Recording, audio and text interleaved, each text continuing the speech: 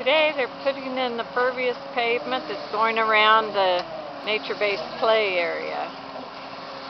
I think today is like September 18th maybe?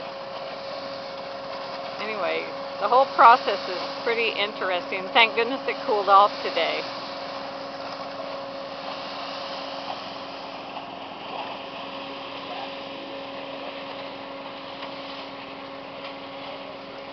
So there they've got it covered up.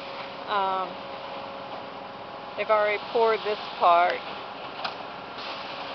They're moving out the boulders to get ready to place those in the nature-based play area.